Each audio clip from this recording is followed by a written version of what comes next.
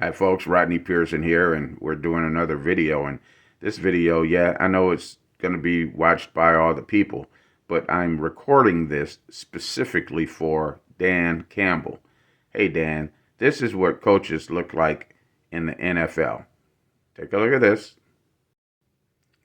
Take a look at this. And this. And this.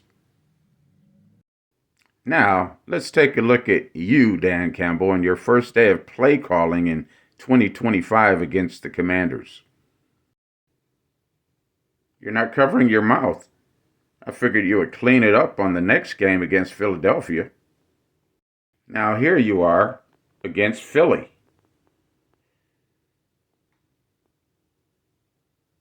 Don't you think that people have professional lip readers, Dan? And they're stealing plays. Cover your mouth. I'm a big fan of Dan Campbell. He's the best coach Detroit's had in decades. But, Dan, you lost us the game against Philadelphia. You lost us the big championship game against San Francisco because of your play calling or your lack of field goal kicking and basically understanding the game in front of you. You have to coach the game in front of you, Dan, and you haven't been doing that, okay? So you got to change that, Dan. And one big thing that you did was you're not covering your mouth, okay, because you're basically telegraphing exactly what play you're going to call. People out there are reading your lips, and they know what's coming. You don't believe me? Take a look at this. All right, take a look at this video. This video is the best lip readings of 2021. To the umpire who says, you can't say it's not a balk, and he says it's a balk. If you're not saying it's a balk, then no one can say it's a balk because it's your call. And then the pitching coach says, that's not your call to the third base. Well, a little. Now in the fourth inning, he does another pickoff. He snaps his head and says, was that a balk? Huh? You like that one? Is that one cool? You're the king of calling balks. I guess I should look at you, not the first base. I mean, hey,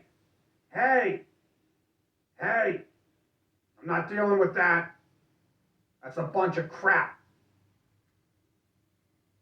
That's a bunch of crap. That's a bunch of crap. See, that's what they're doing to you, Dan. They're slowing down your video, and they are going to read your lips and know your plays, dude. Cover your mouth. Look at this.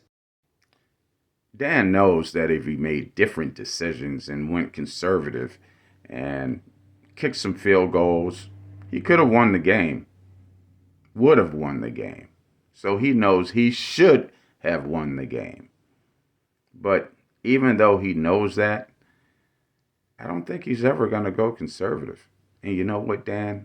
That's a problem because in another game exactly like that, and you're going to come across those games, especially in the playoffs, you got to go for the points or else you're going to lose, just like you did against Philly and just like you did in the championship game against San Francisco.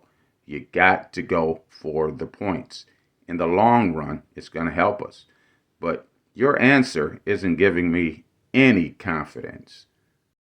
I told the team that. I was like, man, there's some things I wish I would have done different. And look, the bottom line is you obviously, if you go totally conservative, you got to, in the way this game played out, and the way it was, you got a better chance of winning that game than some of those decisions I made. I understand that, but also,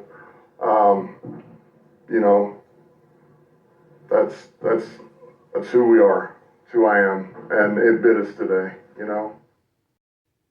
We understand that, Dan, but if you don't change and coach the game that's in front of you, you're not going to win the big one.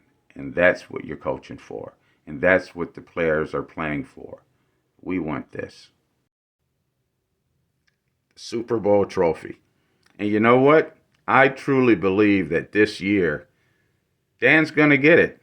But you know what, Dan? I got to be tough on you, man.